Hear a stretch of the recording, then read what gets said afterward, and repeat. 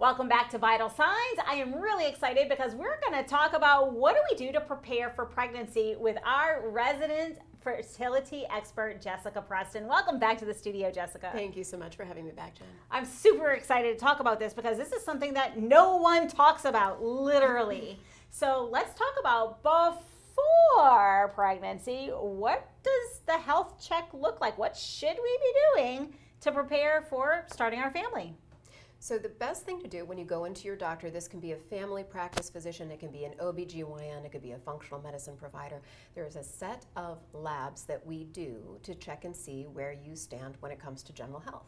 So we're looking to see, are you anemic? We're looking for some antibodies. We're looking for some different things. Some offices look at more, some offices look at less, but we have a specific panel that we actually order to see, do we need to do anything to be able to help optimize your health a little bit before you try to conceive. So if all of those things are looking tip-top, then you're in good shape. If you don't conceive within 6 months of getting those labs done, then usually you have to get them done again. So it's good. A panel is good for about 6 months. So if you're planning on getting pregnant a year from now, you might want to wait the 6 months. Now, some people, when it comes to preparing for pregnancy, and we're seeing so much more infertility, it's 1 in 5 couples that are trying to conceive are not able to conceive at this point in time. So a lot of women are becoming very proactive and saying, I just got married, but I'm not going to get pregnant for 2 years. Can I look now? Some offices say no, it's too early, but you can actually start looking at that point in time. And when you want to get your hormones checked, it's something that you could look and see. There are some things you can have regular monthly periods and everything can look perfectly normal, but your hormones tell a different story when you get the blood work done. And so it's really important, if you're interested in looking at that early on, go ahead and get that testing done. If your doctor won't order that, there are some services that do, but all functional medicine offices do. So we've talked a lot about the female side. Is there something for the men to do or testing on the male side before they realize that, oh, we're not able to conceive? Right. I will tell you the gold standard test for men is the semen analysis. And every man should get that. As a matter of fact, for the infertility space, if there is a woman who's experiencing infertility and they can't conceive, and you find a female factor, personally, I won't treat that female until I know there is not a male factor, because I want to make sure we're not wasting time. If we need to take care of both of them at the same time, let's get on the ball with both of them at the same time. So it's hard to get men to go get a semen analysis early, and I will tell you it would be the minority that would actually do that. Now, if a man has multiple medical issues that we can see leading to a lower sperm count or a less optimal semen analysis, like if you're a diabetic, if you are really, really overweight, if you have something called metabolic syndrome, so heart disease or high blood pressure, diabetes, all of these issues. If you've ever been diagnosed with low T, which is low testosterone, it'd be a good idea to be able to get that semen analysis earlier so that you can start getting on the ball to see how things need to be fixed. But beyond that, if it's a man who is otherwise healthy, we usually don't get a semen analysis in advance. Got it. So while we think about this, how can couples, as a couple, really optimize their health prior to conception? So the best thing to do is look at these 5 areas. So nutrition, making sure we have a good, healthy nutrition that isn't a nutrition plan that is more whole foods with a lot of colors of the rainbow for fruits and vegetables without a lot of processed food or without any. We're looking at appropriate sleep, so sleeping at nighttime, sleeping through the night, trying to get 8 hours of sleep. I know we're saying 8 hours. Goodness. I know. I'm giving you optimals here. I'm optimals. Exercise, but not over-exercising or under-exercising. So this would be about 20 to 30 minutes a day of a certain type of exercise that is not too rigorous. This is the appropriate amount for fertility. And I know that so a lot moderate not exercise, vigorous? not vigorous. So okay, so are we eliminating high impact if we're trying to conceive? So we are eliminating high impact, but if that's part of what you do already and it's prior to conception and you conceive easily, you're fine, and then we would have you modify accordingly if you don't conceive or easily. So a lot of people that are over-exercisers or high impact, do a lot of high impact, or long-distance runners or people who are out there a lot, are managing something else with their exercise. So they're managing their emotional state or their anxiety or whatever it might be.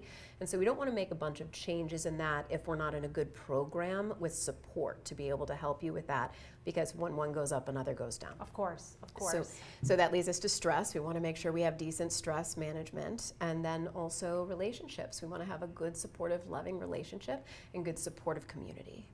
And so, are there any other lifestyle modifications that are absolutely critical when we're preparing for pregnancy? These gave you a lot. I think that was pretty fine. good. Those are pretty good. comprehensive. Trying to watch the toxins in your home, watching your cleaning products, and watching what you put on your skin and what the makeup that you wear if you're women. That's very helpful as well. So we talked a lot about nutrition. We've talked about it in other shows. We talked about stress, and we talked about sleep. I know the sleep thing is like the foundation of health. I get the biggest kickback from that. Yeah. But we haven't really touched a lot on relationships. So talk to me about what does that look like in preparation for conception?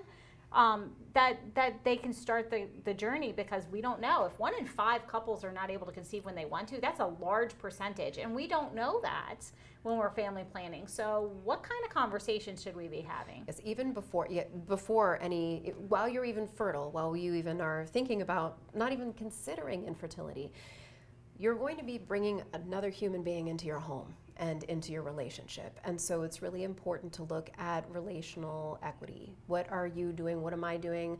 Not equality, not you do 50%, I do 50%, but where do you serve the best role in our relationship? Where do I serve the best role?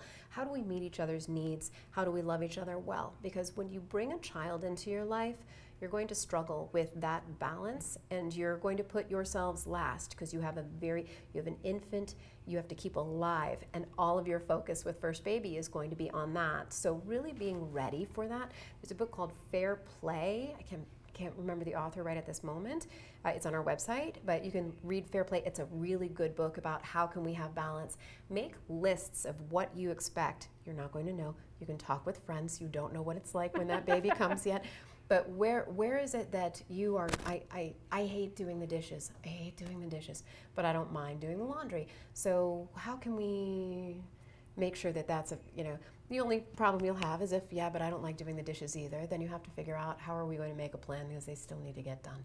But make it non-emotional, non-emotional, because all things are tasks that still need to happen. Mm-hmm. So try to take the emotion out of it, find good times to sit down to have these conversations, and just love each other through it. And when you're trying, have fun.